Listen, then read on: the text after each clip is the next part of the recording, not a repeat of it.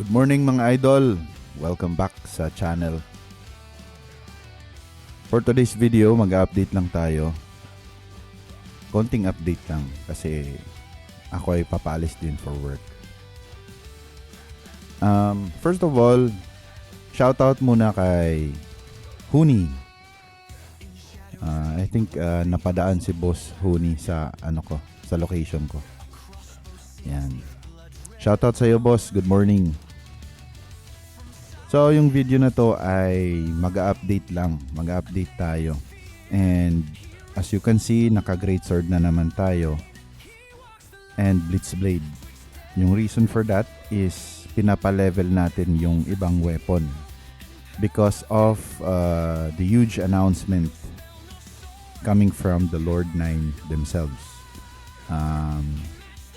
Meron dun, I'll try to flash it sa screen. Yung first quarter, second quarter, ganon. So, I think yung specialization ng weapon, nakalimutan ko yung term. Yun, dito. Nasa cellphone ko actually. So, Q1, World Raid Boss Yama, yes, nandyan na yan. Garbana 3F, Elsera New Region, ang Volcano Dracus, 4 new abilities, Specialization System, Weapon Mastery, Corrosion Rift, and Artifacts. Yun.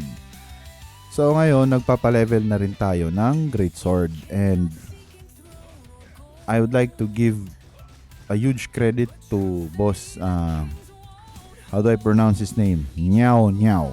Yun. Malaking tulong yung mga input niya sa akin with regard to the Great Sword na weapon. And na-appreciate ko agad yung weapon na Great Sword kasi nga I started 6:10. It's only been 24 minutes and naka 42,000 na ako. Relatively mabilis talaga siyang mag-clear, no? Mabilis siyang pumatay ng monster.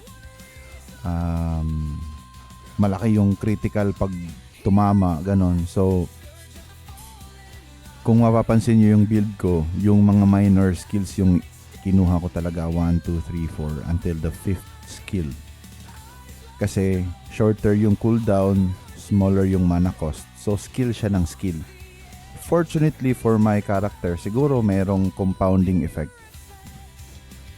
Yung relic ko ay napataas ko ng konti yung Magic Storm, which gives skill damage. Siguro may tulong to. Pero as what we have planned, focus na tayo sa Origin of Destruction hanggang mag level 80 siya. Same routine.